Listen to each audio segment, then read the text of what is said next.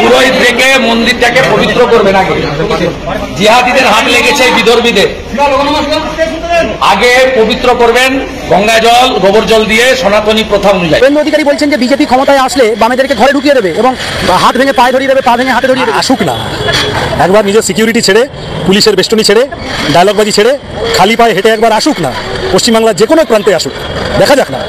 ও যদি আসে ওর জন্য 3 বাটি রেখে দেবো। কিন্তু অধিকারী ও কোনো প্রশ্ন করলেই ওকে বলবে, জিজ্ঞাসা করবে যে আচ্ছা আপনি 3 বাটি খাওয়ার আগে বলছেন না পরে বললেন এই কথাটা।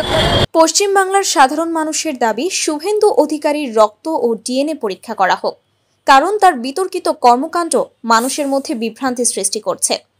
মানুষের মনে প্রশ্ন, তার বক্তব্য ও আচরণে এত উগ্রতা কেন? বাংলার মানুষ বিজেপিকে আনুন, এদের বাড়ি থেকে বেরোতে দেবো না। এই যে গোটা দেশ এখন দেশের নিরাপত্তা নিয়ে চিন্তিত, শুভেন্দু অধিকারীর ওগুলো নিয়ে চিন্তা নেই। উনি হিসেব করছেন 26-এ ওর সম্পত্তি আরো বাড়বে কিনা, লুট হবে কিনা, এখানে রাজ্যের নির্বাচন হবে কিনা। সর্বদল বৈঠক ছেড়ে নরেন্দ্র মোদী চলে যান বিহারে ভোট প্রচার করতে, আর দেশের নিরাপত্তার প্রশ্নের সময় শুভেন্দু অধিকারী চলে যান বাংলার ভোটে। মানুষকে বুঝে নিতে হবে যে এরাই আসলে দেশবিরোধী, কারণ এদের কাছে দেশের আগে একটা রাজ্যের নির্বাচন আর তাতে ক্ষমতা দখল। ঠ্যাং ভেঙে হাতে ধরাবো আর হাত ভেঙে ঠ্যাঙে পড়াবো। যদি পরীক্ষায় কোনো অস্বাভাবিকতা পাওয়া যায় তবে তার মানসিক ও শারীরিক চিকিৎসা নিশ্চিত করা উচিত।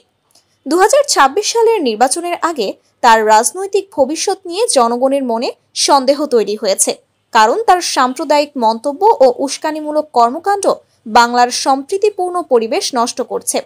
তিনি ধর্মীয় বিভাজনের মাধ্যমে রাজনৈতিক ফায়দা লুটতে চাইছেন, যা পশ্চিম বাংলার ঐতিহ্যের পরিপন্থী। বাংলার মানুষ সবসময় সম্প্রীতি এবং সহাবস্থানের পক্ষে। বাংলার মানুষ আর এই বিভেদমূলক রাজনীতি মেনে নেবে না। একসঙ্গে ঐক্যবদ্ধ থেকে শান্তি ও ভালোবাসার বার্তা নিয়ে পশ্চিম বাংলা এগিয়ে যাবে, যেখানে বিদ্বেষের কোনো স্থান নেই। কিন্তু প্রশ্ন থেকেই যায়, কেন শুভেন্দু অধিকারী বারবার সাম্প্রদায়িক উস্কানি দেন? মমতা ব্যানার্জি যদি হিন্দু ছাড়া অন্য কোনো ধর্মের লোককে নিয়ে ঢুকে, আমি কিন্তু তার ছবি মার্ক করে সোশ্যাল মিডিয়ায় ছাপবো, যাদেরকে ডেকেছে তারা কিন্তু সাবধান। তার এই আচরণের পেছনে কোনো গোপন উদ্দেশ্য রয়েছে কিনা, নাকি তিনি শুধু মানুষের আবেগকে হাতিয়ার বানিয়ে নিজের রাজনৈতিক সাফল্য চাইছেন? বাংলার মানুষ কি তার এই বিভেদমূলক রাজনীতিকে আর প্রশ্রয় দেবে? চোরের মায়ের বড় কথা, শুভেন্দু অধিকারীর ভাঁড়ে মা ভবানী হয়ে গিয়েছে বলে উনি ভবানীপুরে ঘুরে বেড়াচ্ছেন। আমি 2026-এর পরে এই চিড়িয়াখানাতেই ওনাকে থাকতে হবে। কত রঙ্গ দেখবো ঘুরে তুলসী তলায় শুয়ে শুয়ে, এবং সেখানে ফেস টুপি পরে বিকেলবেলা ইফতার পার্টিতে যেতেন। এখন উনি মাথায় তিলক কেটে হয়ে গিয়েছেন স্বামী শুভেন্দুনন্দ মহারাজ।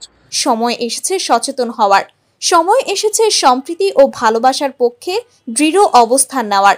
পশ্চিম বাংলা এখন জেগে উঠছে বিভেদের বিরুদ্ধে একসঙ্গে লড়াই করতে।